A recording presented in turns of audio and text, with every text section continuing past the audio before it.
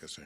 If there's nothing else on this, and I don't know how much you can comment on this, I realize you're not the lead on this investigation, but Gerald Brevard, you guys put out a release about him. I mean, he has a very extensive criminal history here in the county before he was picked up, in the district. Can you comment at all on him and the department's familiarity with him and kind of what you were able to assist with in the search for that individual? Sure. Well, Drew, I like most, if not all, Washingtonians have been following the killings of homeless people in New York and D.C. So today's revelation of Gerald Brevard, and I think MPD is having a press conference this afternoon. So we placed criminal charges against Gerald Brevard back in 2020. I think it was late 2020, December of 2020, and he was charged with abduction with intent to defile.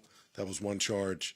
He was charged with burglary, and he was charged with possession of burglary tools. That arrest made its way to a courtroom, I believe, in March of 2021. So the disposition conversation questions should probably be asked of the Commonwealth's Attorney's Office. But we charged him criminally back in late December of 2021, and he went to court in March of 2021, December 20 and March of 2021. With respect to your comments about the court proceedings, I mean, based on what you know about that individual, based on what you know about those crimes, is that an individual that poses a threat to his community based on what you know, that it might be better served for the community? Yeah, hindsight's always 20/20, and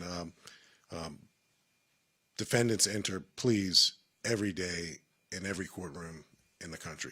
So I can't speak with any specificity. I know that we're going to go back in time and take a look at the investigation, the arrests that we made, and if there's any lessons or conversations that need to be had from that, we're certainly willing to have them. Chief, can I follow on that? Yes, sir. And Neil. So I think the release indicated that the investigators at the time thought that individual, Brevard, may have been responsible for some other heinous attacks. Would that information have been shared with the State Commonwealth Attorney's Office when the proceedings were made? You indicated what he was charged with, but there were notions that he had really been on a tear in the area with assaults. Would that have been shared with that office when this case was disposed of? Yeah, I don't want to speculate or engage in hypothetical scenarios. All I know, and again, the news of his arrest just happened today. So we know his name. We know we arrested him back in December of 2020, and we know he made his way into a courtroom in March of 2021. So that's all I know. So, again, prosecutorial decisions are made every day in every courtroom across the country. So some of your questions, I understand them.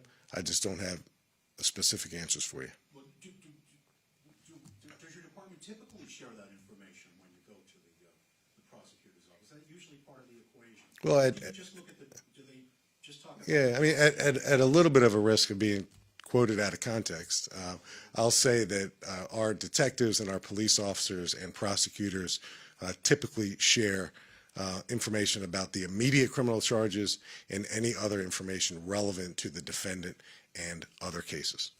That's about the best I can do with that. This news just broke today. The good news is this guy's identified and he's off the streets. Terrorizing two big cities is a problem, and I'm glad he's in custody, and his association with Fairfax County is something that, again, what I know hails back to December of 2020 and when we locked him up.